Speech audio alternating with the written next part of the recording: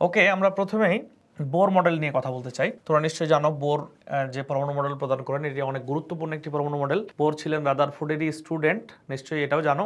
এবং বোর পরমাণু মডেলটি আমাদের রাদারফোর্ড মডেলের যে ভুল বা ত্রুটিগুলো ছিল, যেগুলো নিয়ে রাদারফোর্ড মডেলের সমালোচনা করা হয়েছিল, বোর মডেলে এই ত্রুটিগুলোকে সংশোধন করা হয়। এবং খুব চমৎকার একটা ব্যাপার দেখো, কোনো ঘটনা এত দ্রুত সময়ে হয় নাই যেটা কিনা বোর মডেল হয়েছে। 1911 সালে রাদারফোর্ড মডেল প্রদান করলেন এবং 1913 সালে ঠিক 2 বছরের মধ্যে রাদারফোর্ডের মডেলে যে সব প্রবলেম ছিল সেগুলো নিয়ে কাজ করে ঠিক তার চাইতে গ্রহণযোগ্য একটি মডেল প্রদান করা হয়। এবং রাদারফোর্ড বোরকে নিয়ে কম্পেয়ার করা হলে যদিও পরমাণু মডেলের যাত্রা রাদারফোর্ড দিয়ে শুরু হয়, বাট গ্রহণযোগ্যতার দিক থেকে অবশ্যই রাদারফোর্ড অনেক পিছিয়ে, বোরের মডেল অনেক বেশি গ্রহণযোগ্য। তোমরা এই মডেলটি 9-10-এও কিন্তু পড়ে এসেছো, রাইট? তোমাদের নিশ্চয়ই অনেক কিছু জানা আছে, তাই যেগুলো জানা আছে আমরা এগুলো অল্প একটু আলোচনা করব। যদি জানা বিষয়ে কোশ্চিন থাকে তাহলে তো কোশ্চিন করতেই পারবে, আর যেই কথাগুলো তোমরা বোর মডেলের আগের থেকে জানার কথা না, আমরা ওই কথাগুলোকে বেশি গুরুত্ব দিব। তো প্রথমেই আমরা বোর মডেল নিয়ে যে কথা বলতে চাই, বোর মূলত কথা বলেন 3টা পয়েন্ট নিয়ে। তার মধ্যে একটি পয়েন্ট হচ্ছে শক্তির শক্তি স্তর সম্পর্কিত প্রস্তাব করেন বোর, অর্থাৎ বিজ্ঞানী নিলস বোর শক্তি স্তর সম্পর্কিত প্রস্তাব করেন। নিশ্চয়ই তোমরা এই ব্যাপারটা জানো। শক্তি স্তর নিয়ে তিনি কি বলেন, যেখানে রাদারফোর্ড মডেলে শক্তি স্তর নিয়ে গুরুত্বপূর্ণ কিছু বলা ছিল না, সেখানে বোর মডেলে বলা হয়।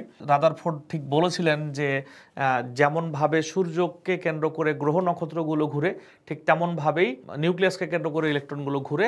কিন্তু রাদারফোর্ডের কথাটি অস্পষ্ট বা অসম্পূর্ণ ছিল। কেন ছিল? কারণ হচ্ছে আসলে পরমাণু মডেল এবং সৌর মডেল দুইটার মধ্যে অনেক কিছু অমিল আছে, এবং এত কিছু অমিল আছে যেটা একটার সাথে কম্পেয়ার করা চলে না। কেমন?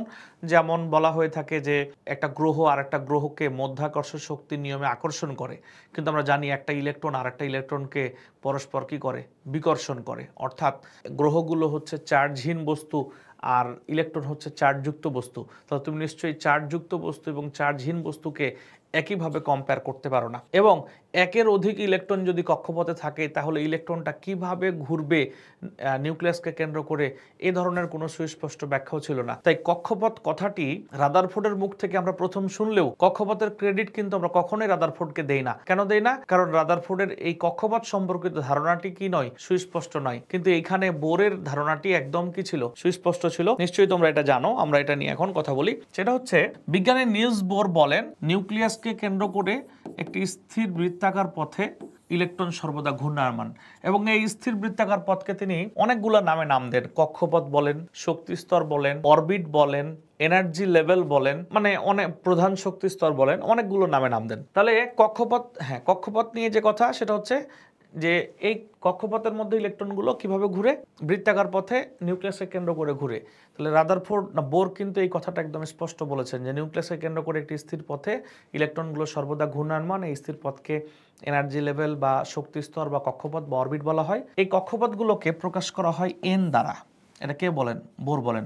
এন এর মান কেমন হয়? 1, 2, 3 ইত্যাদি পূর্ণ সংখ্যা হয়। এন এর মান 1, 2, 3 ইত্যাদি পূর্ণ সংখ্যার জন্য এদেরকে যথাক্রমে কে, এল, এম, এন এরকম ইত্যাদি দ্বারা প্রকাশ করা হয়, এবং প্রতিটি শক্তি স্তরে সর্বোচ্চ 2n² সংখ্যক ইলেকট্রন থাকতে পারে। এই কথাগুলো তোমরা 9-10 থেকে জানো, তাই এগুলো নিয়ে আমি আর তেমন কোনো আলোচনা করছি না। নিশ্চয়ই তোমরা আমার সাথে একমত হবে। বোর আরেকটি কথা স্পষ্ট করে বলেন, যেই কথাটা মূলত রাদারফোর্ডের সমালোচনার কারণ ছিল। তোমরা নিশ্চয়ই জানো যে রাদারফোর্ড সবচেয়ে বেশি সমালোচিত হয় ম্যাক্সওয়েলের তত্ত্ব থেকে। এই ম্যাক্সওয়েলের তত্ত্ব থেকে রাদারফোর্ড সমালোচিত হয়, অর্থাৎ বলা হয়ে থাকে যে ইলেকট্রন যখন ঘুরবে তখন শক্তি হারাবে এবং কেন্দ্রে পতিত হবে। কিন্তু বাস্তবতা ম্যাক্সওয়েল ইলেকট্রন নিয়ে কিছু বলেন নাই, এটা অন্য একটা ঘটনা ছিল। বাট সমালোচকরা ইলেকট্রন চার্জযুক্ত বস্তু, তাই ম্যাক্সওয়েলের তত্ত্ব অনুযায়ী রাদারফোর্ডের মডেলকে সমালোচনা করেন। কিন্তু এই জায়গায় বোর একটি চমৎকার ব্যাখ্যা দেন, যার কারণে বোর মডেলকে ম্যাক্সওয়েলের তত্ত্ব থেকে আর সমালোচনা করা হয় না। তিনি কি ব্যাখ্যা দেন?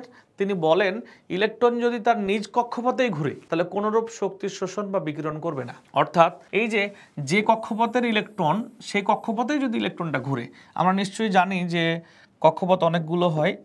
যেমন দেখো এই যে নিউক্লিয়াস প্রথম কক্ষপথ, দ্বিতীয় কক্ষপথ, তৃতীয় কক্ষপথ, চতুর্থ কক্ষপথ। তাহলে বোর কি বলেন? বোর বলেন যে ইলেকট্রন যদি তার নিজের কক্ষপথেই ঘুরে, ধরো এটা 2 নম্বর কক্ষপথের ইলেকট্রন 2 নম্বরেই ঘুরতেছে, তাহলে সে কোনোরূপ শক্তি শোষণ বা বিকিরণ করবে না। নিশ্চয়ই প্রথম পয়েন্ট ক্লিয়ার। প্রথম পয়েন্ট হচ্ছে শক্তির শোষণ বা বিকিরণ। 1 নম্বর পয়েন্ট হচ্ছে শক্তি স্তর শক্তিস্তর সম্পর্কিত মতবাদ। ওকে, এটা ছিল 1 নম্বর পয়েন্ট। 2 নম্বর পয়েন্ট কৌণিক ভরবেগ।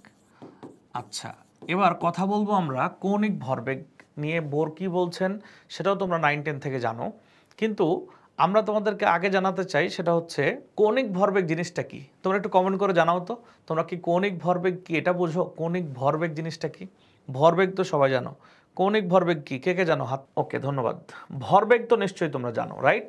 এই দেখো, ধরো ফিজিক্স পড়তেছো তোমরা, যে একটা বস্তু, চলন্ত বস্তু, এই বস্তু চলমান আছে, এর ভর মনে করো m আর এর বেগ হচ্ছে v। তাহলে কোনো বস্তুর ভর ও বেগের গুণফলকে বলা হয় কি? ভরবেগ। ভর ও বেগের গুণফলকে বলা হয় ভরবেগ বা রৈখিক ভরবেগ। কিন্তু এটা হচ্ছে যে বস্তুটা সরল পথে চলে তার। কিন্তু কোনো বস্তু যদি বৃত্তাকার পথে চলে, অর্থাৎ কোণ উৎপন্ন করে চলে, কোণ তৈরি করে চলে, তাহলে এই ভরবেগের নাম হবে কি? কৌণিক ভরবেগ। তাহলে একটা বিষয় আমাকে বলো দেখি তোমরা, তাহলে তোমরা একটু বলো তো, ইলেকট্রন কোন পথে চলে? সরল পথে চলে নাকি বক্রপথে চলে? যদি ইলেকট্রন বক্রপথে চলে, মানে বৃত্তাকার পথে চলে, তাহলে তার ভরবেগ কেমন হওয়া উচিত? রৈখিক ভরবেগ হওয়া উচিত নাকি কৌণিক ভরবেগ হওয়া উচিত? তুমি যেটা জানতা 9-10 থেকে P = mv, সেটা হওয়া উচিত নাকি আসলে কৌণিক ভরবেগ হওয়া উচিত? কৌণিক ভরবেগ। তাহলে ইলেকট্রন যেহেতু বৃত্তাকার পথে চলে, তাহলে এর ভরবেগকে নিশ্চয়ই আমরা কৌণিক ভরবেগ বলবো। ওকে, এই বিজ্ঞানী নিলস বোর এই কথাটাই বলেন 2 নম্বর পয়েন্টে, যে ইলেকট্রনের কৌণিক ভরবেগ ইলেকট্রনের কৌণিক ভরবেগ mvr ইকুয়াল nh/2π। তাহলে m কি? m হচ্ছে ইলেকট্রনের ভর, v হচ্ছে বেগ বা ভেলোসিটি, r হচ্ছে ব্যাসার্ধ, n হচ্ছে নাম্বার অফ অরবিট বা কক্ষপথ, h টা হচ্ছে প্ল্যাঙ্কের ধ্রুবক। h হচ্ছে কি? প্ল্যাঙ্কের ধ্রুবক। এই যে h হচ্ছে প্ল্যাঙ্ক ধ্রুবক, এটাও তোমরা 9-10 এ পড়েছো। ওকে, প্ল্যাঙ্ক ধ্রুবকের মান কত? নিশ্চয়ই তোমরা জানো, 6.626 × 10⁻34। তোমরা অনেকেই জুল সেকেন্ড, অনেকেই হয়তো বা তোমরা জুল সেকেন্ড ব্যাপারটা জানো না। তোমাদের 9-10 এর বইয়ে ছিল 6.626 × 10⁻34 kg metre square per second. এখন আমি তোমাদেরকে আজকে দেখাবো যে kg metre square per second এটা কিভাবে জুল সেকেন্ড হয়। বলা চলে kg metre square per second এটা এত প্রচলিত না, এটা সবাই ব্যবহার করে না, একক এটাই ব্যবহার করে সবাই। 9-10 এর বইয়ে শুধু এটা ছিল, বাট ইহা আর উহা একই কথা, অর্থাৎ KG metre square per second আর জুল সেকেন্ড একই কথা। তোমরা এখন দেখে নিতে পারো যে আসলে কিভাবে একই কথা হয়। দেখো, আমরা সবাই নিশ্চয়ই জানি যে 1 জুল ইকুয়াল 1 নিউটন মিটার। আবার আমরা জানি যে 1 newton equal 1 KG metre per second square. নিশ্চয়ই তোমরা এটা জানো। 1 জুল সেকেন্ড ইকুয়াল কি হবে? 1 নিউটন মিটার ইন্টু সেকেন্ড। আবার নিউটনকে ভাঙালে কি হবে? Kg metre per second square into metre into second. তাহলে তুমি এবার চিন্তা করো, এইখানে চিন্তা করে দেখো, এই যে পার সেকেন্ড আর এই যে সেকেন্ড, দুঃখিত, সেকেন্ড ইনভার্স 2 আর সেকেন্ড কাটাকাটি করলে কি থাকে? Second inverse 1। তাহলে 1 কেজি মিটার স্কোয়ার, এই যে মিটার স্কোয়ার পার সেকেন্ড। তার মানে আমরা বুঝলাম কি 1 জুল সেকেন্ড যে কথা, 1 KG metre square per second কি একই কথা। তোমরা 9-10 এ পড়ে আসছো কি KG metre square per second, আর ইন্টারমিডিয়েটে এসে পড়ছো জুল সেকেন্ড। কেউ হয়তো বা 9-10 থেকে পড়ে আসতে পারো। ব্যাপারটি ক্লিয়ার কিনা আমাকে জানো। এবার আসো হচ্ছে h equal 6.626 into 10⁻34 joule second. এটা কিন্তু এসআই এককের মান, রাইট? কিন্তু যদি আমার জানতে ইচ্ছা হয় যে এটা সিজিএস এককের মান কত হবে, কে বলতে পারে? আমি মনে হয় শিখিয়েছি গত ক্লাসে 1 জুল সমান, জুলের সিজিএস এককটা কি? জুল তো হচ্ছে শক্তির এসআই একক, জুলের সিজিএস এককটা কি? কে বলতে পারে? হয়তো বা জানো না তোমরা, না জানলে এখন জেনে নাও। 1 জুল ইকুয়াল 10⁻7 আর্জ, ইআরজি, যেটাকে বাংলায় বলে আর্গ। এই যে এটা হচ্ছে এসআই একক, ওকে, আর এইটা হচ্ছে সিজিএস একক। তাহলে আমরা যদি এই মানকে 10⁻7 দিয়ে গুণ করি, তাহলে কি হবে? 6.626 ইন্টু 10⁻27, এই যে আর্জ সেকেন্ড। কি ক্লিয়ার? তাহলে আমরা জুলকে কি বানাচ্ছি? আর্জ বানাচ্ছি। আমার মনে হয় ব্যাপারটি ক্লিয়ার। দ্বিতীয় বোরের দ্বিতীয় পয়েন্ট কৌণিক ভরবেগ সম্পর্কিত মতবাদ আমরা যা এতক্ষণে পড়লাম এটা তোমাদের কাছে ক্লিয়ার হয়ে যাওয়ার কথা। ওকে, আমরা অনেক ইউনিট কনভারসেশন দেখিয়েছি যেগুলো তোমাদেরকে শুধু বোর্ড পরীক্ষা না ভর্তি পরীক্ষার জন্য এগিয়ে রাখবে এবং অঙ্ক করতে অনেক হেল্প করবে, রাইট? যদি সবকিছু ঠিক থাকে আমরা এই যে কৌণিক ভরবেগ নির্ণয়ের যে সূত্র আমি তোমাদেরকে এখানে দেখালাম সেটার ব্যাখ্যা দিলাম যে এম কি, ভি কি, আর কি, এগুলো তোমরা নিশ্চয়ই আগের থেকে জানো। এন তো নাম্বার অফ অরবিট বা কক্ষপথ। এইচ নিয়েই তোমাদের কিছু কনফিউশন থাকতে পারে, এটা মনে করে আমরা তোমাদেরকে পড়িয়েছি। আরো কিছু জানতে চাইলে তোমরা অবশ্যই কমেন্ট করবে। ওকে, আচ্ছা, আমরা এবার চলে যাব আমাদের সেই গুরুত্বপূর্ণ পড়ায় যেটা কিনা শক্তির শোষণ ও বিকিরণ সম্পর্কিত মতবাদ। আচ্ছা, তো আমি গতদিন তো বেগ নিয়ে পড়িয়েছিলাম। আমরা তোমাদের গত ক্লাসে মনে আছে কিনা জানি না, আমরা পড়িয়েছিলাম নিউক্লিয়াস থেকে দূরে গেলে ইলেকট্রনের বেগ বাড়ে। এই যে আমরা তোমাদের পড়িয়েছিলাম প্রথম কক্ষপথ, দ্বিতীয়, তৃতীয়, একটু হাই থট পড়ার দিকে যাচ্ছি। ওকে, আমরা তোমাদের কি পড়িয়েছিলাম? আমরা বলেছিলাম যে এটা একটা বেগ, এটা একটা বেগ, ইলেকট্রন, এই যে ইলেকট্রন প্রথম কক্ষপথ, দ্বিতীয়, তৃতীয়, ধরো এটা 1 নাম্বার, এটা 2 নাম্বার, এটা 3 নাম্বার, এটা 4 নাম্বার। আমরা তোমাদের বলেছিলাম যে যত দূরে যাবে নিউক্লিয়াস থেকে ইলেকট্রনের বেগ তত কি হবে? কমবে। ইলেকট্রনের বেগ তত কমবে। তাহলে তোমরা আমাকে একটু বলতে পারো, তোমরা 9-10 থেকে এটা শিখেছো, দ্রুত কমেন্ট করে জানাও, এবং না পারলে সেটাও বললো যে নিউক্লিয়াস থেকে দূরে গেলে শক্তি, বেগ তো কমলো, শক্তি কি বাড়বে না কমবে? 9-10 যখন পড়ো তখন তোমরা পড়ো নাই এন এর মান বাড়লে শক্তি বাড়ে। তোমাদেরকে বলা হয় নাই যে ইলেকট্রন নিম্ন থেকে উচ্চে গেলে শক্তির শোষণ হয়, আর উচ্চ থেকে নিচে আসলে কি হয়? শক্তির বিকিরণ হয়। পড়ানো হয়েছে না হয় নাই বলো? অবশ্যই হয়েছে, নিশ্চয়ই মনে আছে তোমাদের। তাহলে ইলেকট্রন নিউক্লিয়াস থেকে দূরে গেলে বেগ কমে কিন্তু শক্তি বাড়ে। খাতায় নোট নিয়ে নাও, গুরুত্বপূর্ণ নোট, ইম্পর্টেন্ট নোট। হ্যাঁ, শক্তি কেন বাড়ে আমি তোমাদেরকে আরো 2-3টা ক্লাস পরে প্রমাণ করে দেখাবো। আমরা যেমন ভাবে বেগ কেন কমলো তার থিওরিতে ব্যাখ্যা দিয়েছি, আবার ম্যাথের প্রমাণ দেখাবো। ঠিক তেমনই তোমরা যদি চাও, এটা কিন্তু হাজারি স্যারের বই আছে, বাট লেখা আছে ফর অ্যাডভান্স স্টুডেন্ট। তার মানে এটা চাইলে তুমি পড়তে পারো, না চাইলে না পড়তে পারো। তোমরা যদি চাও যে তোমরা অ্যাডভান্স পড়াগুলো পড়ে রাখবা আমার কাছ থেকে, আমি তোমাদের পড়াবো, যেটা ইঞ্জিনিয়ারিং অ্যাডমিশন টেস্টে খুব বেশি কাজে লাগবে। হাজারি স্যারের বইয়ে হেডিং এ লেখা আছে অ্যাডভান্স স্টুডেন্ট, আমি দেখাবো তোমাদেরকে, এগুলোর প্রমাণ দেখাবো আমি তোমাদেরকে। তো তোমরা এটা 9-10 থেকে জানো যে নিউক্লিয়াস থেকে দূরে গেলে শক্তি বাড়ে। ইন্টারমিডিয়েটে এসে আমার কাছে জেনেছো বেগ কমে, কিন্তু কেন বেগ কমে তার ব্যাখ্যা আমি তোমাদের গত ক্লাসে দিয়েছি। যারা ক্লাস করো নাই তারা ভিডিওটা লাস্ট 15 মিনিট দেখলেই বুঝতে পারবা। আর শক্তি কেন বাড়ে আমি তার কোনো ব্যাখ্যা দেই নাই, এর থিওরি ব্যাখ্যা দিব না, শুধু গাণিতিক ব্যাখ্যাই দিব, এবং সেটা তোমরা চাইলে দিব। ওকে, আচ্ছা, সেটা আমরা হয়তো বা 2-1টা ক্লাস পরে পড়াবো যখন সিকোয়েন্স আসবে তখন। বাট তোমরা নিশ্চয়ই জানো যে নিম্ন থেকে উচ্চে গেলে শক্তি, এটা 9-10 বোর্ড বই ছিল, নিম্ন থেকে উচ্চে গেলে শক্তি কি হয়? শক্তি শোষণ হয়, কারণ নিম্ন থেকে উচ্চে গেলে শক্তি বাড়ে, আর উচ্চ থেকে নিম্নে আসলে শক্তি কি কমে। তাহলে যখন নিউক্লিয়াস থেকে দূরে যাব তখন খাতায় নোট নিয়ে নাও, খাতায় নোট নিয়ে নাও, নিউক্লিয়াস থেকে দূরে গেলে ইলেকট্রনের বেগ কমে। এই যে খাতায় নোট নিয়ে নাও, খুব গুরুত্বপূর্ণ নোট। হ্যাঁ, এগুলো বইয়ে আছে বাট সবাই পড়ে না। নিউক্লিয়াস থেকে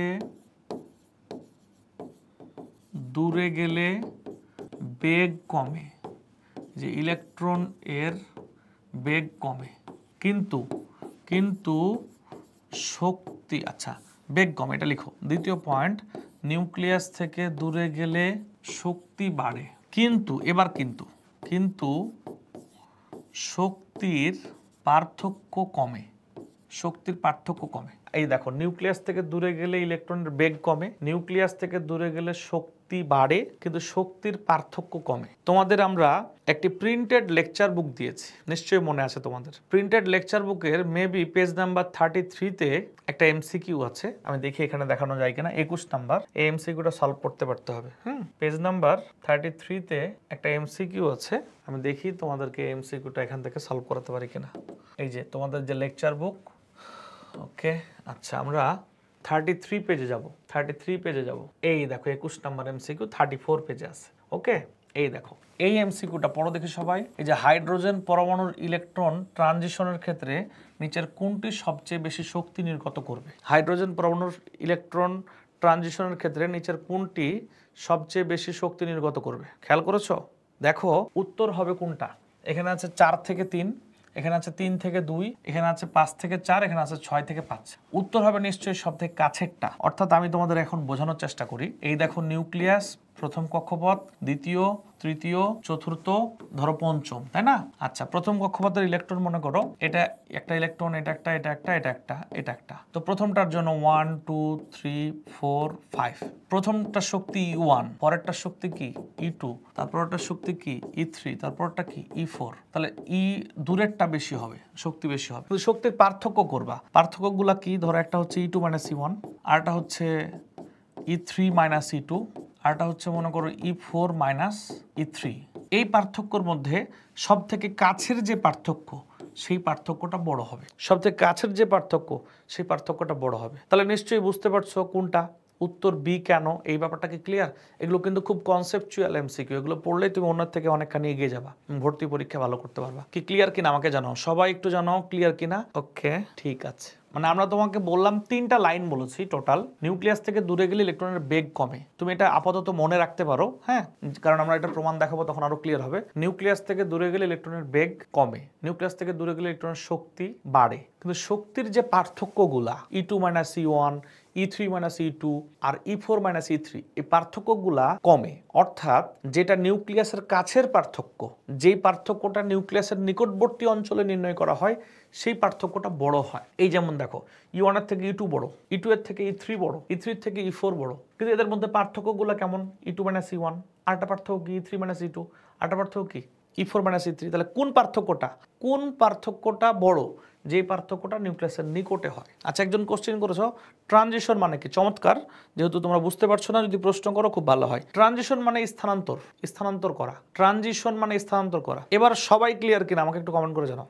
ধন্যবাদ। আমরা এবার চলে যাই 3 নাম্বার পয়েন্ট এবং সবচেয়ে গুরুত্বপূর্ণ পয়েন্ট, যে পয়েন্ট থেকে আমরা বর্ণালী পাই। শক্তির শোষণ ও বিকিরণ সম্পর্কিত মতবাদ। শক্তির শোষণ ও বিকিরণ সম্পর্কিত মতবাদ। ওকে, তোমরা নিশ্চয়ই বর্ণালী নিয়ে আলোচনা করেছো বা শুনেছো, রাইট? বর্ণালী নিয়ে আমার ধারণা যে তোমরা বর্ণালী সম্পর্কে কিছু জিনিস জানো। তো আমরা দেখি আজকে যে বর্ণালী নিয়ে তোমরা আসলে কতটুকু জানো। কমেন্ট করতে থাকবা, আমি যা প্রশ্ন করবো তার। তোমরা বর্ণালীতে 9-10 বইয়ে এমনভাবে পড়েছো, বলা ছিল এরকম ইলেকট্রন যখন উচ্চ কক্ষপথ থেকে নিম্ন কক্ষপথে যায় তখন যে শক্তি কি করে, বিকিরণ করে, সেইটাকে আমরা যদি প্রিজমের মধ্যে নিয়ে যাই তাহলে একটা বিভিন্ন বর্ণের রং দেখতে পাই। এটা 9-10 বইয়ে দেখা ছিল। আচ্ছা, তো দেখা যাক তোমরা কতটুকু এই ব্যাপারটা। এটা দেখো, এই চিত্রটার নাম হচ্ছে প্রিজম, এই চিত্রের নাম হচ্ছে প্রিজম। তো 9-10 বইয়ে লেখা ছিল বর্ণালীর ইংরেজি নাম হচ্ছে কি? স্পেকট্রাম। এই যে একটা বিকৃত রশ্মি, তোমাদের 9-10 বইয়ে যা লেখা ছিল সেটা আমি বলছি, যে বিকৃত রশ্মি যখন প্রিজমের মধ্য দিয়ে যাচ্ছে তখন দেখো বিভিন্ন রঙের আলো দেখতে পাচ্ছ, এটাকেই তুমি বলতেছো কি? বর্ণালী, রাইট? 9-10 বই অনুযায়ী যদি আমরা বলি, ইলেকট্রন যখন উচ্চ কক্ষপথ থেকে নিম্ন কক্ষপথে যায় তখন বিভিন্ন মানে যেই শক্তির বিকিরণ হয় সেই শক্তিটাকে যদি আমরা এরকম প্রিজমের মধ্য দিয়ে নিয়ে যাই তাহলে আমরা বিভিন্ন বর্ণের আলো দেখতে পাই, একে আমরা বর্ণালী বলি। এটা হচ্ছে 9-10 পড়া। ওকে, আচ্ছা, আমরা আসলে এখন মূল কাহিনী জানবো। 9-10 বর্ণালী নিয়ে যে কথা বলা হচ্ছে সেটা মূলত সেটা ধরো বর্ণালীর কিভাবে দেখা যায় সেটা বলা হয়েছে। বর্ণালী কেন তৈরি হলো, বর্ণালী জিনিসটা কি, সেটা নিয়ে কথা বলা হয়নি। তো এটা নিয়ে ডিটেল কথা যদি তোমরা জানতে চাও তাহলে আমরা অনেক কিছু আলোচনা করতে পারি, ব্যাকগ্রাউন্ড আলোচনা করতে পারি। প্রথমত তোমরা কি সবাই জানো আলো কি? আলো কি? বর্ণালীর আলোচনা পড়ার পূর্বে বর্ণালী বুঝতে হলে যে আলোচনাগুলো দরকার সেগুলো আমরা পড়বো। আলো কি? আলো কি? যারা নর্মালি আমরা যারা কেমিস্ট্রি বুঝি না, ফিজিক্স বুঝি না, সাধারণ মানুষ, তারা আলো বলতে বোঝায় আলো এক প্রকার শক্তি যা আমাদের দেখার অনুভূতি তৈরি করে, এটা হচ্ছে সাধারণ যারা মানুষ তারা বলবে যে আলো এক প্রকার শক্তি যা আমাদের দেখার অনুভূতি তৈরি করে, রাইট? আচ্ছা, এখন প্রশ্ন হচ্ছে যে তাহলে এক্স রে নামে যে রেটা থাকে, যেটা আমার হাড়ের বা দেহের অভ্যন্তরের কোনো অংশের ছবি তুলে নিয়ে যায়, ওই রেটাকেও তো আমরা আলো বলি। কিন্তু কখনো কি দেখেছো এক্স রে যে করা হয় ওই আলোটা কি আমরা কি দেখতে পাই? আমরা কিন্তু দেখতে পাই না। তাহলে ফিজিক্সের ভাষায় যে আলো, সে আলোটা আর সাধারণ মানুষ যেটাকে আলো মনে করে কখনো কখনো এক, কখনো কখনো একটু ভিন্ন। কারণ ফিজিক্সের ভাষায় যতগুলো আলো আছে বা রে আছে সবগুলো আলো কিন্তু খালি চোখে দেখা যায় না। তাহলে আসো ফিজিক্সের ভাষায় আলোটা কি? ফিজিক্সের ভাষায় আলোটা হচ্ছে আলো এক প্রকার তড়িৎচুম্বকীয় তরঙ্গের বিকীর্ণ শক্তি। কি বলা হচ্ছে? আলো হচ্ছে এক প্রকার তড়িৎচুম্বকীয় তরঙ্গের বিকীর্ণ শক্তি। এখন প্রশ্ন করতে পারো তড়িৎচুম্বকীয় তরঙ্গটা কি? আবার তড়িৎচুম্বকীয় তরঙ্গটা কি? আচ্ছা, এটা তোমরা ভালো করেই জানো 9-10 ফিজিক্সের একটা পড়া, এটা কেমিস্ট্রির পড়া না। আমি অনেক ডিটেল বলবো, ব্যাপারটা এরকম না, তবে যতটুকু সম্ভব বলার চেষ্টা করছি। তড়িৎ চৌম্বকীয় তরঙ্গটা কি আসলে? তোমরা নিশ্চয়ই জানো যে যখন, আচ্ছা একটা গল্প শোনো, যখন এরকম মুভিতে বা বিভিন্ন জায়গায় দেখেছো, যখন একটা মানুষকে ইলেকট্রিক শক করে, তখন দেখবা ওই ইলেকট্রিসিটির সাথে লেগে থেকে যায়। এবার তুমি যদি তাকে গিয়ে টাচ করো, দেখবা তুমিও তার সাথে লেগে থেকে গেছো। তাহলে একটা মানুষকে যখন ইলেকট্রিক শক করছে, তখন তার বডির মধ্য দিয়ে ইলেকট্রিসিটি প্রবাহিত হচ্ছে, অর্থাৎ তার বডিটাতে তড়িৎ ক্ষেত্র তৈরি হচ্ছে, তড়িতের একটা প্রভাব পাওয়া যাচ্ছে, কিন্তু তার জন্য আটকে যাচ্ছে কেন? তাহলে এর প্রশ্নের উত্তর হচ্ছে, যখন তার বডি দিয়ে তড়িৎ প্রবাহিত হচ্ছে, তখন ওই সময়ের জন্য তার বডিতে চৌম্বক ক্ষেত্র তৈরি হচ্ছে। এই যে তড়িৎ ক্ষেত্র আর এই যে চৌম্বক ক্ষেত্র, এই তড়িৎ ক্ষেত্র এবং চৌম্বক ক্ষেত্রের মিথস্ক্রিয়ার ফলে যেই তরঙ্গটা উৎপন্ন হচ্ছে, সেটাই হচ্ছে তড়িৎ চৌম্বকীয় তরঙ্গ। তাহলে তড়িৎ ক্ষেত্র এবং চৌম্বক ক্ষেত্র, এই দুইটার মিথস্ক্রিয়ার ফলে যেটা উৎপন্ন হয়, সেটাই হচ্ছে কি? তড়িৎ চৌম্বকীয় তরঙ্গ। আলো এক প্রকার তড়িৎ চৌম্বকীয় তরঙ্গ, বাট সেটা আমাদের দেখার অনুভূতি তৈরি করতেও পারে, আবার দেখার অনুভূতি তৈরি করতে নাও পারে। এটা হচ্ছে ফিজিক্সের পড়া। তো চলো আমরা এটা নিয়ে আমাদের লেকচার বুকে কি লিখে রেখেছি আমরা সেটা সম্পর্কে একটু জেনে নেই। এখানে দেখা যাক, আলো নিয়ে আমরা বেশ কিছু আলোচনা করছি। আমি আশা করছি তোমরা আমাদের এই লেকচার বুকের আলোচনা থেকে উপকৃত হবে। আচ্ছা, সবাই তো লেকচার বুক পেয়েছো, তাই না? লেকচার বুক, গুণগত রসায়নের যে আমাদের কনসেপ্ট বুক, সেটা তো পেয়েছো। তোমাদের কাছে কেমন লেগেছে আমাকে একটু জানাতে পারো। এই দেখো কি লেখা আছে, তড়িৎ চৌম্বকীয় বিকীর্ণ শক্তি, ঠিক আছে? আচ্ছা দেখো, এখানে ভালো করে খেয়াল করো। বলছে তড়িৎ ক্ষেত্র ও চৌম্বক ক্ষেত্রের মিথস্ক্রিয়ার ফলে যে বিকিরণ ঘটে তাকে তড়িৎ চৌম্বকীয় বিকিরণ বলে। এই দেখো লেখা আছে তড়িৎ ক্ষেত্র ও চৌম্বক ক্ষেত্র, তড়িৎ ক্ষেত্র ও চৌম্বক ক্ষেত্রের মিথস্ক্রিয়ার ফলে যে বিকিরণ ঘটে তাকে তড়িৎ চৌম্বকীয় বিকিরণ বলে। এই তড়িৎ চৌম্বকীয় বিকিরণ অনুযায়ী, এই দেখো এখানে তড়িৎ চৌম্বকীয় বিকিরণ রশ্মি সমূহ কেন্দ্রকে তরঙ্গ দৈর্ঘ্য তথা ফ্রিকোয়েন্সি বা কম্পাঙ্ক সংখ্যার ভিত্তিতে তরঙ্গ দৈর্ঘ্যের ক্রমবৃদ্ধি অনুসারে নিম্নোক্ত প্রধানত 7টি অঞ্চলে বিভক্ত করা হয়। অর্থাৎ আমরা তড়িৎ চৌম্বকীয় যত তরঙ্গ দেখতে পাই তার অনেকগুলো প্রকারভেদ রয়েছে, কিন্তু তরঙ্গ দৈর্ঘ্যের ভিত্তিতে আমরা মোট এদেরকে 7 ভাগে ভাগ করি। কি ভাগে ভাগ করি দেখো তো? গামা রশ্মি অঞ্চল, রঞ্জন রশ্মি অঞ্চল, অতিবেগুনি, দৃশ্যমান, অবলোহিত, মাইক্রোওয়েভ, রেডিও ওয়েভ। তাহলে খেয়াল করে দেখো, এখানে এই যে গামা রশ্মি অঞ্চল, রঞ্জন রশ্মি, অতিবেগুনি অঞ্চল, দৃশ্যমান অঞ্চল, অবলোহিত বা ইনফ্রারেড রে, মাইক্রোওয়েভ এবং রেডিও ওয়েভ, এই দেখো 7টি অঞ্চলে আমরা বিভক্ত করেছি। তোমরা একটু চিন্তা করে দেখো, এই 7টি প্রধান অঞ্চলের মধ্যে শুধুমাত্র এইটাই কিন্তু খালি চোখে দেখা যায়, আর কোনো কিছুই কিন্তু খালি চোখে দেখা যায় না। এই যে এই রেগুলার কোনোটাই, এই দেখো রেডিও ওয়েভ, তোমার বাসায় যে টেলিভিশন চলে, টেলিভিশন স্টেশন থেকে কিন্তু একটা ওয়েভ তোমার টেলিভিশন সেটটা কিন্তু রিসিভ করে। তোমার বাসায় যখন টেলিভিশন তরঙ্গটা প্রবেশ করে এবং তুমি তাতে বিভিন্ন ধরনের প্রোগ্রাম বা ছবি বা অনুষ্ঠান দেখতে পাও, তুমি কি এই ওয়েভটা খালি চোখে দেখতে পাও? তুমি কিন্তু দেখতে পাও না। মাইক্রোওয়েভ ব্যবহার করো, তুমি মাইক্রো ওভেন ব্যবহার করো খাবার গরম করার কাজে, তুমি কি এটা দেখতে পাও? দেখতে কিন্তু পাও না। তুমি শুধু দেখতে পাও কোনটা? দৃশ্যমান অঞ্চলের যে আলোটা আছে তুমি সেটা দেখতে পাও। এখন তুমি সাধারণভাবে এটা ছাড়া বাকিগুলোকে কিন্তু আলো বলবা না, বাট ফিজিক্সের ভাষায় সবগুলোই কিন্তু তড়িৎ চৌম্বকীয় কি রশ্মি, বিকিরণ রশ্মি। এটা খালি চোখে দেখা যায় বা দেখার অনুভূতি তৈরি করে, বাকিগুলো দেখা যায় না। বলো এটা কি ক্লিয়ার কিনা? আচ্ছা, তাহলে আমরা এতক্ষণে বুঝতে পেরেছি এখানে প্রত্যেকটা তড়িৎ চৌম্বকীয় তরঙ্গের তরঙ্গ দৈর্ঘ্য অনুযায়ী কোনটা রেঞ্জ কত তোমাকে আনুমানিক মনে রাখতে হবে সেটা, কারণ এখান থেকে অনেক বেশি প্রশ্ন হতে পারে। ওকে, আমি দেখাবো তোমাদেরকে আমাদের স্ট্যাট বুক কোথায় কি ধরনের প্রশ্ন হয়। এই যে তোমাকে জানতে হবে কত থেকে কত তরঙ্গ দৈর্ঘ্যের মান হলে এটা গামা রশ্মি হয়, তারপর জানতে হবে রঞ্জন রশ্মি কত তরঙ্গ দৈর্ঘ্য হলে হয় এবং রঞ্জন রশ্মি কোন কাজে ব্যবহার হয়, তোমাকে জানতে হবে অতিবেগুনি রশ্মি, তোমাকে জানতে হবে দৃশ্যমান। তো যাই হোক, প্রথম দিনে তোমরা এত লোড নিতে পারবে না, এই জন্য আমি তোমাদেরকে আপাতত বর্ণালী যেহেতু আমাদের পড়তে হবে স্পেকট্রাম, তোমরা শুধু দৃশ্যমান অঞ্চলটা আপাতত মনে রাখো, পরবর্তীতে আমি পড়া বাড়ায় দেবো। এই দেখো দৃশ্যমান আলোর তরঙ্গ দৈর্ঘ্য। তোমরা নিশ্চয়ই বেনি, আশো, কলার কথা শুনেছ, বেগুনি, নীল, আসমানি, সবুজ, হলুদ, কমলা, লাল, নিশ্চয়ই এটা শুনেছ। এই দেখো বেনি, আশো, হ, কলা। এই দেখো বেগুনি রং থেকে শুরু হয় দৃশ্যমান আলো। তা দৃশ্যমান আলো শুরু হয় 380 ন্যানোমিটার থেকে 780-র মধ্যে, অর্থাৎ তোমরা যেমন 9-10-এ পড়ো তখন শব্দ পড়েছো না, শব্দ পড়তে গিয়ে তোমরা শুনেছো না যে অন্যান্য প্রাণীর যেমন বাদুড় বা অন্যান্য প্রাণী যে শব্দ করে এই শব্দগুলো আমরা বুঝতে পারি না কেন? কারণ ওই শব্দের যে ফ্রিকোয়েন্সি থাকে ওই ফ্রিকোয়েন্সি মানুষের শ্রাব্যতার মধ্যে পড়ে না। মানুষের শ্রাব্যতার সীমা মানে মানুষ যে শব্দের ফ্রিকোয়েন্সিটা শুনে বুঝতে পারে কি বলতেছে, এইটার মধ্যে অন্য প্রাণীর শব্দগুলো পড়ে না, দেখে ওরা কি বলছে আমরা এটা বুঝি না, রাইট? ঠিক তেমনই তরঙ্গ দৈর্ঘ্য, তড়িৎচুম্বকীয় তরঙ্গ অনেকগুলো আছে, যেই তরঙ্গ দৈর্ঘ্যের মান 380 থেকে 780 ন্যানোমিটারের মধ্যে এই তরঙ্গ দৈর্ঘ্য বিশিষ্ট আলো আমরা খালি চোখে দেখতে পাই। যে তরঙ্গ দৈর্ঘ্যের মান 380 থেকে 780 ন্যানোমিটারের মধ্যে আমরা শুধুমাত্র এই তরঙ্গ দৈর্ঘ্য বিশিষ্ট আলোটা দেখতে পাই, আর বাকিগুলো খালি চোখে দেখতে পাই না, বাট সেগুলোকেও ফিজিক্সের ভাষায় আলো বলা হয়। এই আলোর যে কনফিউশন এটা তোমাদের ক্লিয়ার কিনা? ওকে, আমরা এবার চলে যাই বর্ণালী নিয়ে আরেকটু আলোচনায়। এবার আমাদের বর্ণালী বুঝতে হলে আমাদেরকে একটা গুরুত্বপূর্ণ তত্ত্ব পড়তে হবে। বর্ণালী বুঝতে হলে তার আগে আমাদেরকে একটা গুরুত্বপূর্ণ তত্ত্ব পড়তে হবে। সে তত্ত্বটা হচ্ছে এই দেখো এখানে লিখে দেওয়া আছে, ম্যাক্স প্ল্যাঙ্কের কোয়ান্টাম তত্ত্ব।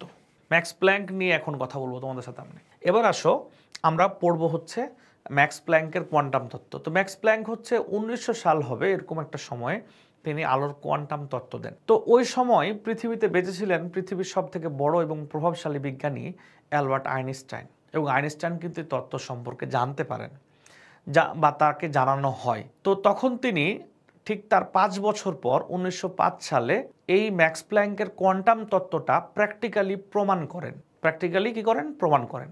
এবং এইটার প্র্যাকটিক্যালি প্রমাণ করার জন্য তিনি আবার নাম দেন আলোর ফটোতড়িৎ ক্রিয়া। এই ম্যাক্স প্ল্যাঙ্কের কোয়ান্টাম তত্ত্বের মূল কনসেপ্টটার তিনি আবার নাম দেন আলোর ফটোতড়িৎ ক্রিয়া। এবং এই অ্যালবার্ট আইনস্টাইন ম্যাক্স প্ল্যাঙ্কের কোয়ান্টাম তত্ত্বটাকেই বা আলোর ফটোতড়িৎ ক্রিয়াকেই প্র্যাকটিক্যালি প্রুভ করার জন্য নোবেল প্রাইজ পান। আসলে আমরা সবাই অ্যালবার্ট আইনস্টাইনকে চিনি কিন্তু E=mc² দিয়ে, কিন্তু বাস্তবতা হচ্ছে এটা প্র্যাকটিক্যালি প্রুভ না, আর এই জন্য এটা নোবেল পায় নাই। E=mc² নোবেল প্রাইজ পায় নাই। নোবেল কমিটির অনেকগুলো রুলস আছে, তার মধ্যে একটা রুলস হচ্ছে বিজ্ঞান বিষয়ক কোনো গবেষণা যদি প্র্যাকটিক্যালি প্রমাণিত না হয় তাহলে সেই বিষয়টা নোবেল প্রাইজ পাবে না। এবং যদি এমন হয় যে বা তোমার হচ্ছে কোনো মানুষ মারা যাওয়ার পর সেটা প্রমাণ হয় তাহলেও কিন্তু সে নোবেল প্রাইজ পাবে না। তাহলে অ্যালবার্ট আইনস্টাইন পৃথিবীর বিখ্যাত বিজ্ঞানী, এবং এই বিজ্ঞানী বিখ্যাত হওয়ার কারণ হচ্ছে এই সূত্রটা, কিন্তু এই জন্য অ্যালবার্ট আইনস্টাইন কোনো নোবেল প্রাইজ পান নাই, বরং তিনি নোবেল প্রাইজ পেয়েছেন কিসের জন্য? আলোর ফটোতড়িৎ ক্রিয়ার জন্য। ক্লিয়ার? আচ্ছা, ম্যাক্স প্ল্যাঙ্ক কি বলেন আমরা বুঝি একটু। তোমরা নিশ্চয়ই জানো যে শক্তি মাধ্যম ছাড়া চলে। শক্তি চলে কিভাবে? মাধ্যম ছাড়া। তো যে শক্তির কথা আমরা বলবো সেটা হচ্ছে, ধরে নাও এটা একটা মাধ্যম বা ড্রেন কিছু একটা, যদি এখান দিয়ে পানি প্রবাহিত হয় তাহলে কন্টিনিউয়াস প্রবাহিত হবে, যতক্ষণ পানি থাকবে ততক্ষণ প্রবাহিত হবে, রাইট? ধরো এটা একটা ড্রেন, এর মধ্য দিয়ে পানি প্রবাহিত হচ্ছে, তো পানি যতক্ষণ থাকবে ততক্ষণ প্রবাহিত হতেই থাকবে। এবার যদি এমন হয় শক্তি হয়, এটা ম্যাক্স প্ল্যাঙ্ক বলছেন, কিন্তু কে বলছেন এটা? Max Planck. ম্যাক্স প্ল্যাঙ্ক বলতেছেন। আচ্ছা, যদি এটা শক্তি হয়, ম্যাক্স প্ল্যাঙ্ক বলতেছেন শক্তির সঞ্চালন নিরবিচ্ছিন্ন নয়। যদি এটা মাধ্যমের মতো মনে হচ্ছে, বাট বাস্তবে শক্তি কিন্তু কোনো মাধ্যম দিয়ে চলে না, মাধ্যমবিহীন চলে, অর্থাৎ এগুলো থাকবে না, মাধ্যম নাই। শক্তির সঞ্চালন নিরবিচ্ছিন্ন নয় বরং বিচ্ছিন্ন। কি বললাম? শক্তির সঞ্চালন নিরবিচ্ছিন্ন নয়। এই তো, শক্তির সঞ্চালন নিরবিচ্ছিন্ন নয় বরং ইহা প্যাকেট আকারে বা গুচ্ছ আকারে সঞ্চালিত হয়। এ দেখো, শক্তির সঞ্চালন নিরবিচ্ছিন্ন নয় বরং ইহা প্যাকেট আকারে বা গুচ্ছ আকারে কি হয়? সঞ্চালিত হয়। কি ক্লিয়ার? এটা কে বললো? Max Planck. আমি আবার বলি, ম্যাক্স প্ল্যাঙ্ক বললেন শক্তির সঞ্চালন নিরবিচ্ছিন্ন নয় বরং ইহা প্যাকেট আকারে বা গুচ্ছ আকারে সঞ্চালিত হয়। আর সবচাইতে ক্ষুদ্র একটা প্যাকেটকে বলা হয় আলোর কণা বা ফোটন। তাহলে শক্তির সঞ্চালন কিভাবে হয়? কন্টিনিউয়াস হয় নাকি ডিসকন্টিনিউয়াস হয়? কন্টিনিউয়াস মানে নিরবিচ্ছিন্ন। তাহলে শক্তির সঞ্চালন নিরবিচ্ছিন্ন নয় বরং ইহা কি আকারে সঞ্চালিত হয়? প্যাকেট আকারে, ছোট ছোট প্যাকেট আকারে, গুচ্ছ আকারে সঞ্চালিত হয়। এটা কে বললো? Max Planck. এবং সেই সাথে তোমরা খাতায় নোট করে নাও যে শক্তির সঞ্চালন নিরবিচ্ছিন্ন নয়, বরং ইহা প্যাকেট আকারে বা গুচ্ছ আকারে কি হয়? সঞ্চালিত হয়। এবং বিজ্ঞানী ম্যাক্স প্ল্যাঙ্ক আরও বললেন ফোটনের শক্তি এর কম্পাঙ্কের সমানুপাতিক। এই যে কি বললাম? ফোটনের শক্তি এর কম্পাঙ্কের সমানুপাতিক। তো শক্তি মানে ই মনে করো, সমানুপাতিক নিউ। এটার উচ্চারণ কি? নিউ নিশ্চয়ই জানো এটা, নিউ এর উচ্চারণ নিউ। এটার অর্থ হচ্ছে আলোর কম্পাঙ্ক। নিশ্চয়ই তোমরা তরঙ্গ বস্তুর কম্পাঙ্ককে এফ বা ফ্রিকোয়েন্সিকে এফ দিয়ে প্রকাশ করো। তার নিউ হচ্ছে আলোর কম্পাঙ্ক। তাহলে ফোটনের শক্তি এর কম্পাঙ্কের সমানুপাতিক। এই যে ফোটনের শক্তি এর কম্পাঙ্কের সমানুপাতিক, ই সমানুপাতিক নিউ। তাহলে বা ই ইকুয়াল, এই সমানুপাতিক চিহ্ন উঠলে কি হবে? H new. এই যে তোমরা কিছুক্ষণ আগে পড়লা প্লাঙ্কের ধ্রুবক, এই হচ্ছে সেই প্লাঙ্ক ধ্রুবক। এটা কিন্তু 9-10 বইও ছিল, বাট ক্লিয়ারলি ছিল না। এটা হচ্ছে প্লাঙ্কের ধ্রুবক। ওকে, তাহলে আমরা এখন কি বলতে পারি? এই দেখো এইচ এর একক তোমরা কিভাবে পেলা? কিছুক্ষণ আগে যে আমি তোমাদের একক দেখালাম, দেখো এইচ ইকুয়াল তাহলে কি হবে বলতো? ই বাই নিউ না? এইচ ইকুয়াল কি? E by new. অর্থাৎ এই দেখো ই এর একক কি? জুল। আর নিউ মানে কম্পাঙ্কের একক কি? Per second.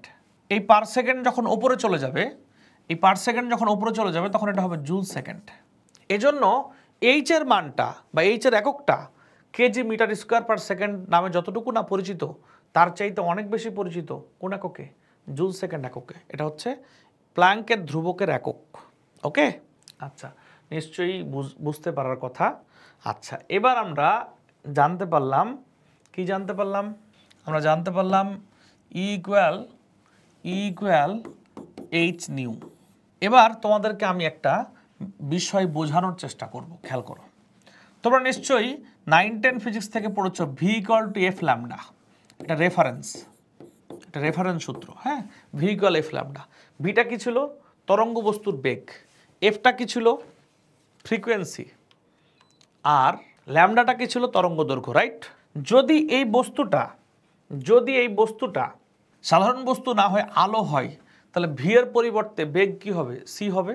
যদি এই বস্তুটা এফ না হয়, আলো হয়, তাহলে এটা হবে নিউ। আর ল্যামডা তো ল্যামডা। তাহলে বা আমরা কি এখন বলতে পারি nu equal C by lambda? নিশ্চয়ই বলতে পারি nu equal C by lambda. তাহলে বা E equal H C by lambda. এই যে এই হচ্ছে আমাদের E equal H C by lambda. নিশ্চয়ই ক্লিয়ার হয়ে যাওয়ার কথা। E equal H C by lambda. এটা হচ্ছে ম্যাক্স প্ল্যাঙ্কের সূত্র। অর্থাৎ V equal to F lambda যে কারণে হয়, ঠিক ওই কারণেই হয় c equal to nu lambda বা nu equal to c by lambda. আমরা সেটা এখানে বসালাম। ওকে, আচ্ছা, ক্লিয়ার। হ্যাঁ, তাহলে তোমরা একটা কোশ্চেনের উত্তর দাও। যেমন আমরা পড়লাম দৃশ্যমান আলোর তরঙ্গ দৈর্ঘ্য হচ্ছে বেনি, আশো, কলা, বেগুনি, নীল, আসমানি, সবুজ, হলুদ, কমলা, লাল। তো আমাকে একটু বলো তো, বেগুনি রঙের আলোর তরঙ্গ দৈর্ঘ্য সবচাইতে কম। তাহলে বেগুনি আলোর তরঙ্গ দৈর্ঘ্য যেহেতু সবচাইতে কম, শক্তি কার বেশি হবে? এইখানে দেখো ই এর সাথে ল্যামডার সম্পর্ক। ই যখন বড়, ল্যামডা তখন ছোট। ই যখন ছোট, তাহলে ল্যামডা তখন কি হবে? বড়। তাহলে বেগুনির যেহেতু ল্যামডা কম, তার শক্তি সব থেকে বেশি হবে। লাল রঙের যেহেতু ল্যামডা বেশি, তাহলে লাল রঙের শক্তি কি সবচেয়ে কম। নিশ্চয়ই এটা ক্লিয়ার হওয়ার কথা। এবার আসো হচ্ছে বর্ণালী বুঝতে। বর্ণালী মানে কি? বর্ণযুক্ত আলো। বর্ণালী মানে এই যে বর্ণালী, ঠিক আছে? বর্ণালী বা ইংরেজি নাম হচ্ছে স্পেকট্রাম। এই যে SPECTRUM, স্পেকট্রাম বা বর্ণালী। তো এই বর্ণালী মানে বর্ণযুক্ত আলো। অনেকে একটা বিষয় মনে করে থাকো যে বর্ণালী মানে মনে হয় 7টি বর্ণযুক্ত আলো। ব্যাপারটা কিন্তু এমন না। বর্ণালীতে 7টি বর্ণ থাকতে পারে, বর্ণালীতে 7টি বর্ণ থাকতে পারে, কিন্তু তার মানে এমন না যে বর্ণালী মানে সবসময় 7টি বর্ণ থাকতে হবে। বর্ণালী মানে বর্ণযুক্ত আলো, বর্ণালী মানে বর্ণযুক্ত আলো। তুমি খেয়াল করে দেখো, ধরো তোমাকে আমি বললাম যে এমন একটা বর্ণালী তৈরি হয়েছে যার তরঙ্গ দৈর্ঘ্য 500 ন্যানোমিটার। তো 500 ন্যানোমিটারে কি 7টা বর্ণ হয় নাকি একটা বর্ণই হয়? তুমি তো দেখলা কিছুক্ষণ আগে 380 থেকে 780-র মধ্যে বেগুনি, নীল, আসমানি, সবুজ, হলুদ, কমলা, লাল। তাহলে তুমি যখন ফিক্সড করে একটা বর্ণ তরঙ্গ দৈর্ঘ্য তোমাকে দিয়ে দেওয়া হবে, তখন কি একই তরঙ্গ দৈর্ঘ্যে 7টা বর্ণ পাবা? তা কিন্তু পাবে না। হ্যাঁ, একই জায়গাতে অনেকগুলো তরঙ্গ দৈর্ঘ্য উৎপন্ন হতে পারে, কিন্তু বর্ণালী মানে যে 7টি রং বিশিষ্টই আলো তা না। বর্ণালীতে 7টি রং থাকতে পারে। বর্ণালী মানে বর্ণযুক্ত আলো। কি বললাম? বর্ণালী মানে বর্ণযুক্ত আলো। এবং এখানে কতটি বর্ণ থাকতে পারে? 7টি থাকতে পারে, 2টি 3টি থাকতে পারে, 1টি থাকতে পারে, কিন্তু বর্ণযুক্ত আলো হলেই সেটা বর্ণালী। বর্ণালী কিভাবে তৈরি হয় আমরা সেটা এখন জানব। কি বললাম? কিভাবে বর্ণালী তৈরি হয় আমরা এই ব্যাপারটা এখন জানব। বা ইলেকট্রন, আমরা হয়তোবা সবাই জানি যে ইলেকট্রন যখন এক কক্ষপথ থেকে অন্য কক্ষপথে যায় তখন কি হয়? বর্ণালী তৈরি হয়, রাইট? আমরা জানি যে ইলেকট্রন যখন এক কক্ষপথ থেকে অন্য কক্ষপথে গেলে বর্ণালী তৈরি হয়, কিন্তু এক কক্ষপথ থেকে অন্য কক্ষপথে গেলে কেন বর্ণালী তৈরি হয় সেটা কিন্তু আমরা হয়তোবা জানি না। আমরা আজকে সেটা জানবো। আমরা কি বললাম? আমরা বললাম এক কক্ষপথ থেকে অন্য কক্ষপথে গেলে কি তৈরি হয়? বর্ণালী তৈরি হয়। কিন্তু আমরা আজকে জানবো যে এক কক্ষপথ থেকে অন্য কক্ষপথে গেলে কেন বর্ণালী তৈরি হয়। ওকে, ধরে নাও ব্যাপারটা এরকম যে এটা নিউক্লিয়াস, প্রথম কক্ষপথ, দ্বিতীয়, তৃতীয়, চতুর্থ, রাইট? ইলেকট্রন মনে করো, কোন একটা ইলেকট্রন মনে করো এই কক্ষপথ থেকে এখানে যাবে, অথবা এইখান থেকে ইলেকট্রন এখানে আসবে। যেহেতু নিম্ন কক্ষপথের শক্তি কম, উচ্চ কক্ষপথের শক্তি কি বেশি, তাই যখন নিম্ন থেকে উচ্চে যাবে তখন শক্তি শোষণ হবে, আর উচ্চ থেকে নিম্নে আসবে তখন শক্তির কি হবে? বিকিরণ হবে। আচ্ছা, ভালো কথা, শক্তির শোষণ বা বিকিরণের সাথে বর্ণযুক্ত আলোর কি সম্পর্ক? শক্তি শোষণ হলেই কেন বর্ণযুক্ত আলো পাবো, আর বিকিরণ হলেই কেন বর্ণযুক্ত আলো পাবো? মাথার মধ্যে কোশ্চেন না? বুঝলাম যে ইলেকট্রন এক কক্ষপথ থেকে অন্য কক্ষপথে গেলে যেহেতু নিচের কক্ষপথের শক্তি কম ছিল, ওপরের কক্ষপথে গেলে শক্তি কি লাগবে? বেশি লাগবে। আর ওপর থেকে নিচে আসলে শক্তি কি ছেড়ে দিতে হবে, কারণ এত শক্তির দরকার নেই। তার সাথে বর্ণযুক্ত আলোর সম্পর্কটা কি আমরা সেটা এখন জানবো। আচ্ছা, ব্যাপারটা এরকম, তোমাকে একটু বোঝানোর জন্য বলি। ধরে নাও তোমরা এখন তোমাদের পরিবারের একটা পারিবারিক ইনকাম আছে, বাবা বা মা জব করে বা বিজনেস করে বা উত্তরাধিকার সূত্রে তোমরা অনেক সম্পদশালী, যার কারণে তোমাদের প্রত্যেকের কিন্তু একটা ফিনান্সিয়াল পারিবারিক স্ট্যাটাস আছে। তুমি যেহেতু স্টুডেন্ট, তুমি এখন ইনকাম করো না। আচ্ছা, তো এখন এই পারিবারিক স্ট্যাটাস যার যেরকম, তারা কিন্তু ওই ধরনের খরচ করো, ওই ধরনের খাবার খাও, ওই ধরনের পোশাক পরো, ওই ধরনের বাসায় থাকো, ওই ধরনের ট্রান্সপোর্ট ইউজ করো, রাইট? এখন তুমি বা তোমার পারিবারিক স্ট্যাটাস যেমন, তুমি ভবিষ্যতে পড়াশোনা করে যখন তুমি কর্মক্ষেত্রে যাবা তখন তুমি হয়তো চাকরি বা ব্যবসা বা অন্য কিছু করতে পারো।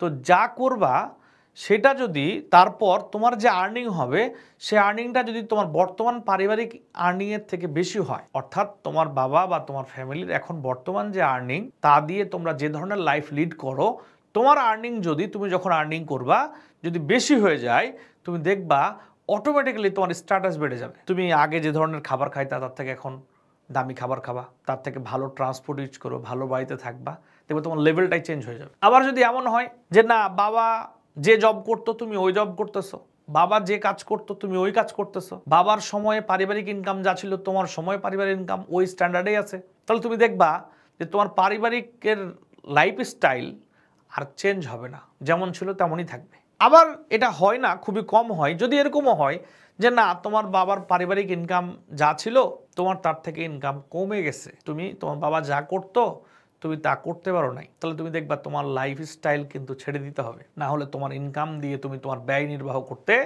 পারবা না। ঠিক তেমনই ইলেকট্রন যখন কোনো কারণে শক্তি পায়, এখন প্রশ্ন হতে পারে শক্তি কোথা থেকে পায়? আচ্ছা, শক্তি না অনেকভাবে পাওয়া যেতে পারে। শক্তি কোথা থেকে পায় এটা এখনকার আলোচনার বিষয় না। বিক্রিয়ায় তাপ উৎপন্ন হইতে পারে, বাইরের থেকে তাপ দেয়া হতে পারে, বা অন্য কোনো জায়গা থেকে পাওয়া যেতে পারে। এক কথায় তুমি যে সম্পদশালী হয়েছো সেটা কিন্তু অনেকভাবে হইতে পারো, উত্তরাধিকার সূত্রে হইতে পারো, তুমি জব করে হতে পারো, তুমি বিজনেস করে হতে পারো, তুমি কারো কাছ থেকে টাকা গিফট পেয়ে হতে পারো, বা আরো আদার্স অনেক ওয়ে থাকতে পারে যেভাবে তুমি অর্থের মাধ্যমে তুমি নিজের পারিবারিক ফিনান্সিয়াল স্ট্যাটাস বাড়াইতে পারো। বাট ইম্পর্টেন্ট ব্যাপার হচ্ছে তুমি কোথা থেকে টাকা পেলা এটা ইম্পর্টেন্ট না, তুমি কোথা থেকে শক্তি পেলে এটা ইম্পর্টেন্ট না। তোমার শক্তি যদি বেড়ে যায়, টাকা যদি বেড়ে যায়, তোমার স্ট্যাটাস অটোমেটিক বেড়ে যাবে। যে ইলেকট্রনটা 2 নাম্বার কক্ষপথে ছিল, ও ঠিক 2 নাম্বার কক্ষপথে থাকার জন্য যতটুকু শক্তি দরকার ততটুকুই তার ছিল, দেখেই সে 2 নাম্বারে আছে। এখন কোনো কারণে সে শক্তি বেশি পেয়ে গেছে, তাহলে ও আর 2 নাম্বারে থাকবে না, কোথায় যাবে? উপরে উঠে যাবে। উপরে কত দূরে উঠবে? ঠিক যতটুকু শক্তি তার বেড়ে যাবে। এবার ধরো 4 নাম্বার কক্ষপথে থাকা একটা ইলেকট্রন 4 নাম্বারে থাকতে হলে যে পরিমাণ শক্তি তার দরকার, তার বর্তমানে ওই পরিমাণ শক্তি নেই, তাহলে কি হবে? তাহলে সে নিচের দিকে নেমে আসবে। কতটুকু নিচে নামবে? যতটুকু শক্তি বর্তমানে তার আছে ওই পরিমাণ শক্তি দিয়ে সে যে কক্ষপথে থাকতে পারে ওই কক্ষপথে সে নেমে আসবে। তাহলে কেন শক্তির শোষণ হয়, কেন শক্তির বিকিরণ হয়, আমার মনে হয় তোমরা এটা আগে থেকে জানতা, আরেকটু আমার কথার মাধ্যমে ক্লিয়ার হওয়ার কথা। অর্থাৎ ইলেকট্রন নিম্ন থেকে উচ্চ কক্ষপথে হলে শক্তির শোষণ হবে, আর উচ্চ থেকে নিম্নে আসলে শক্তির বিকিরণ হবে। নিশ্চয়ই ক্লিয়ার, বুঝতে পারছো? এবার আমাদের জানার বিষয় হচ্ছে শক্তির শোষণ বা বিকিরণের সাথে বর্ণযুক্ত আলোর সম্পর্কটা কি। এবার দেখো এই কথাটা ভাবো, equal to hc by lambda. H ও ধ্রুবক, সি ও ধ্রুবক, তাহলে ল্যামডার সাথে মূলত সম্পর্কটা কার? ই এর। যদি ই চেঞ্জ হয় ল্যামডা চেঞ্জ হবে, যদি ল্যামডা চেঞ্জ হয় ই চেঞ্জ হবে, কারণ এইচ ও ধ্রুবক, সি ও ধ্রুবক। এখন প্রশ্ন হচ্ছে, তুমি নিশ্চয়ই 9-10 থেকে জানো যে ইলেকট্রন যখন এক কক্ষপথ থেকে অন্য কক্ষপথে যায় তখন শক্তির কি হয়? আইদার শোষণ হয় অথবা বিকিরণ হয়। ইলেকট্রন যখন এক কক্ষপথ থেকে অন্য কক্ষপথে যায় তখন শক্তির হয় শোষণ হয়, আর না হয় কি হয়? বিকিরণ হয়। ব্যাপারটা তো তাই, তাই না? এখন প্রশ্ন হচ্ছে, ধরে নাও শক্তির শোষণ হয় বা বিকিরণ হয়, তোমার কি মনে হয় শক্তি যখন শোষণই হোক আর বিকিরণই হোক, এই শক্তি যখন চেঞ্জ হয় ইলেকট্রনের জন্য তখন কি ল্যামডা বসে থাকে নাকি ল্যামডাও চেঞ্জ হয়? অবশ্যই ল্যামডা চেঞ্জ হয়। ইলেকট্রন যখন এক কক্ষপথ থেকে অন্য কক্ষপথে যায়, শক্তির যখন শোষণ অথবা বিকিরণ হয় তখন ল্যামডা কি বসে থাকে? ল্যামডাও তো চেঞ্জ হয়, কারণ ল্যামডা তো ধ্রুবক না। ই চেঞ্জ হলে ল্যামডা চেঞ্জ হয়ে যাবে, একটা বাড়লে একটা কমবে। আচ্ছা এবার বলো তো, ল্যামডা যদি চেঞ্জ হয় মানে আলোর যদি তরঙ্গদৈর্ঘ্য চেঞ্জ হয়, তাহলে আলোর কি বর্ণ আগের মতো থাকবে নাকি বর্ণও চেঞ্জ হয়ে যাবে? বর্ণ চেঞ্জ হয়ে যাবে না? বেগুনি, নীল, আসমানি, হলুদ, সবুজ, কমলা, লাল এরকম ভিন্ন ভিন্ন বর্ণ হয়ে যাবে না? আর ভিন্ন ভিন্ন বর্ণটাই তো বর্ণালী। তাহলে আমি আবার বলি, ইলেকট্রন যখন এক কক্ষপথ থেকে অন্য কক্ষপথে যায় তখন যে শক্তিটা শোষণ করে বা বিকিরণ করে তার জন্য আলোর তরঙ্গদৈর্ঘ্য চেঞ্জ হয়ে যায়, ল্যামডা চেঞ্জ হয়ে যায়। আর তরঙ্গদৈর্ঘ্য যখন চেঞ্জ হয় তখন আলোর বর্ণও কি হয়ে যায়? চেঞ্জ হয়ে যায়। এরকম ভিন্ন ভিন্ন বর্ণযুক্ত আলোর সমাহারকেই তো বর্ণালী বলা হয়। তাহলে বর্ণালী কেন সৃষ্টি হয়, কিভাবে হয়, এই ব্যাপারটা একদম ফুললি ক্লিয়ার কিনা? তাহলে এবার একটা কথা বলা যাক, যেটা হয়তো বা তোমরা জানো না, বাট খুবই ইম্পর্টেন্ট কথা, মনে রাখতে হবে। বোর মডেলের, বোর পরমাণু মডেল বিখ্যাত কেন হয়েছে জানো? বর্ণালী ব্যাখ্যার জন্য। কারণ বলি, বোর মূলত কথা বলেছে 3টা। একটা হচ্ছে শক্তি স্তর নিয়ে, একটা হচ্ছে কৌণিক ভরবেগ নিয়ে, আর একটা হচ্ছে শক্তির শোষণ বা বিকিরণ তথা বর্ণালী নিয়ে, রাইট? শক্তি স্তর সম্পর্কে বোর বললেও শক্তি স্তরের ধারণাটা কিন্তু মূলত আমরা পাই হচ্ছে রাদারফোর্ডের কাছ থেকে, কিন্তু রাদারফোর্ড পূর্ণাঙ্গ ধারণা দিতে পারেন না, এই জন্য রাদারফোর্ডকে আমরা ক্রেডিটটা দেই না, বোরকেই দেই। বাট সেটাও একটা ধারণা। এবং কৌণিক ভরবেগ নিয়ে বোর যেটা বলেছেন সেখানে বেশ খানিকটা ত্রুটি আছে, সেটা নিয়ে আমি অন্য সময় কথা বলবো, হয়তো বা আগামী ক্লাসে কথা বলবো। তাহলে বোর মূলত এত পপুলারিটি পেল বা বিখ্যাত হইল মূলত একটা কারণে। কি কারণ? বর্ণালীর ব্যাখ্যা। এবং এই বর্ণালী যে তিনি ব্যাখ্যা করলেন, এই ব্যাখ্যাটা করলেন তিনি মূলত বর্ণালীর তিনি যে ব্যাখ্যাটা দিলেন, মূলত এই ব্যাখ্যাটা তিনি দিলেন এই সূত্রটা ব্যবহার করে, ম্যাক্স প্ল্যাঙ্কের কোয়ান্টাম তত্ত্ব ব্যবহার করে। তাহলে একটু বলো তো, ম্যাক্স প্ল্যাঙ্কের কোয়ান্টাম তত্ত্ব ব্যবহার করে যে বোর বর্ণালী ব্যাখ্যা দিলেন, তাহলে বোর মডেলের অন্যতম প্রধান ভিত্তি কি? বোর মডেলের অন্যতম প্রধান ভিত্তি হচ্ছে ম্যাক্স প্ল্যাঙ্কের কোয়ান্টাম তত্ত্ব। কি বললাম? বোর পরমাণু মডেলের অন্যতম প্রধান ভিত্তি হচ্ছে ম্যাক্স প্ল্যাঙ্কের কোয়ান্টাম তত্ত্ব। বলো ব্যাপারটা কি ক্লিয়ার না ক্লিয়ার না? বোর মডেলের অন্যতম প্রধান ভিত্তি হচ্ছে ম্যাক্স প্ল্যাঙ্কের কোয়ান্টাম তত্ত্ব। ওকে, চমৎকার। আমরা বোর মডেল এবং বর্ণালী, বোরের 3টা পয়েন্ট, ম্যাক্স প্ল্যাঙ্কের কোয়ান্টাম তত্ত্ব এবং বর্ণালী, আমরা এটা ক্লিয়ার করলাম। তোমাদের যে কথাগুলো আমি বলেছি এর মধ্যে অনেক কথা গুরুত্বপূর্ণ, যেগুলো নোট করে রাখবে অবশ্যই। এখন নোট করতে না পারলেও ভিডিও দেখে দেখে নোট করে নিবে। আচ্ছা, এবার আমরা চলে যাই বোর পরমাণু মডেলের সীমাবদ্ধতা নিয়ে। যে কোয়ান্টাম তত্ত্ব পড়ানো হয়ে গিয়েছে, আলো পড়ানো হয়ে গেছে। হ্যাঁ, আমরা কথা বলবো এবার কি নিয়ে? বোরের সীমাবদ্ধতা। বোরের সীমাবদ্ধতা এটা নিয়ে কথা বলবো। 1 নাম্বার, বোর বর্ণালী ব্যাখ্যা করেছে, নোট করে নিতে পারবে কথাগুলো। বোর পরমাণু মডেলে বর্ণালী ব্যাখ্যা করা হয়েছে, কিন্তু সকল পরমাণুর বর্ণালী বোর মডেল ব্যাখ্যা করতে পারে নাই। পরমাণুর মধ্যে শুধু হাইড্রোজেনের বর্ণালী ব্যাখ্যা করছে বোর। আর আয়নের মধ্যে শুধুমাত্র যাদের একটি ইলেকট্রন রয়েছে, একটি ইলেকট্রন বিশিষ্ট, আয়নের মধ্যে একটি ইলেকট্রন বিশিষ্ট আয়নের বর্ণালী ব্যাখ্যা করে। যেমন লিথিয়াম 2+, হিলিয়াম প্লাস আর বেরিলিয়াম 3+। তাহলে বোর পরমাণুর মধ্যে শুধু হাইড্রোজেন, এবং আয়নের মধ্যে শুধুমাত্র লিথিয়াম 2+, হিলিয়াম প্লাস এবং বেরিলিয়াম 3+।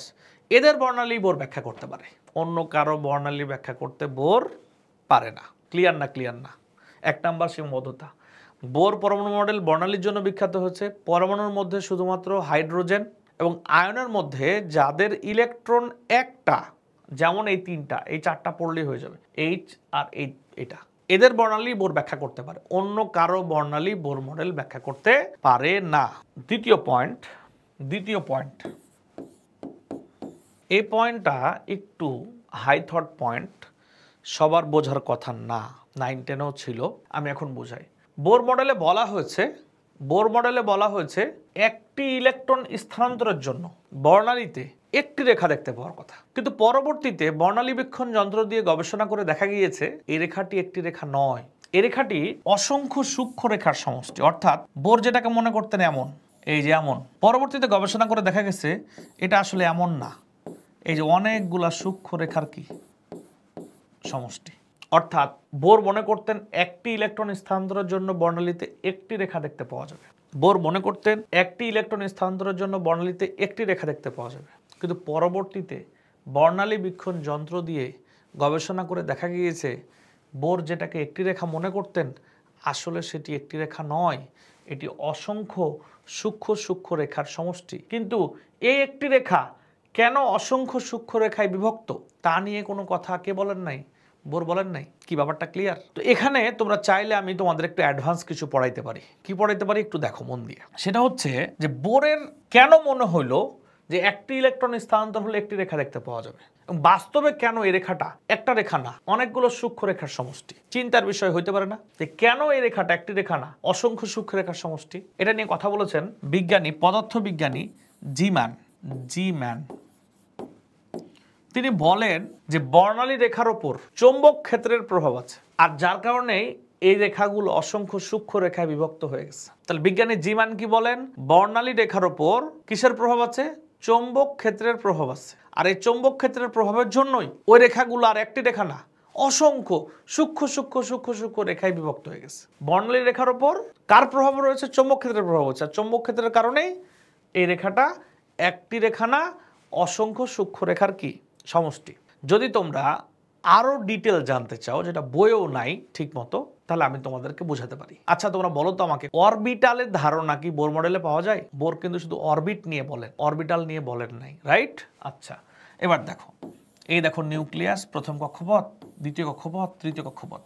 আচ্ছা ধরো এই যে আমার এটা হাত, আমার হাতের এই মাথায় দেখো এটা একটা টর্চ লাইট, ঠিক আছে? তো এইখান থেকে টর্চ লাইটটা দেয়া হচ্ছে এখানে, এই হাতের এই জায়গাটা, এই আলোটা কিন্তু ভেদ করে যেতে পারবে না, তখন এখানে প্রতিফলিত হবে। কিন্তু যদি আমি এই বরাবর আমি একটা লাইট দেই, আসলে আলোগুলো দেখতে কিন্তু একটা রেখার মতো মনে হয়। এই বরাবর যখন আমি একটা লাইট দিব, তখন এই জায়গায় যখন লাইটটা এসে পড়বে, তখন দেখবা কয়েকটা ভাগে লাইটটা কিন্তু ভাগ হয়ে যাবে। কথা কি বুঝছো? কয়েকটা ভাগে লাইটটা কি হয়ে যাবে? ভাগ হয়ে যাবে। কেন ভাগ হবে?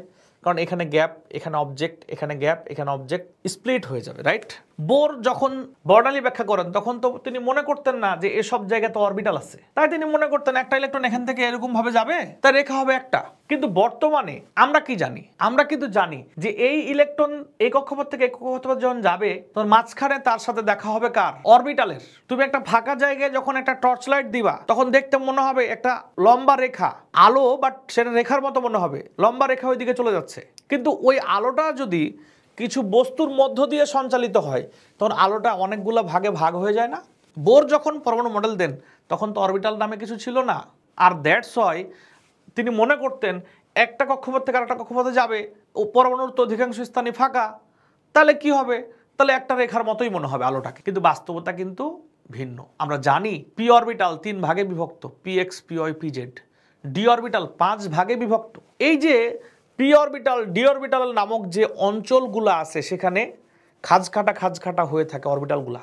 যখন এখান দিয়ে আলো প্রবাহিত হয়, তখন ওই অবজেক্টগুলা যেগুলো ভাগ হয়ে আছে, স্প্লিট হয়ে আছে, তার মধ্য দিয়ে যখন আলো যায়, তখন আলোগুলো অনেকগুলো সূক্ষ্ম রেখায় অটোমেটিক্যালি কি হয়ে যায়, ভাগ হয়ে যায়। কিন্তু বোরের এটা মাথায় আসার কথা ছিল না। কেন ছিল না? কারণ অরবিটাল নামে কিছু আছে, তখন তো বোর জানতেন না। এবং মজার ব্যাপার হচ্ছে এই পি অরবিটাল 3 ভাগে বিভক্ত হওয়া এবং ডি অরবিটাল 5 ভাগে বিভক্ত হওয়া, পি অরবিটাল 3 ভাগে এবং ডি অরবিটাল কি 5 ভাগে বিভক্ত হওয়া, এই বিভক্তির কারণ কিন্তু চৌম্বক ক্ষেত্রের প্রভাব।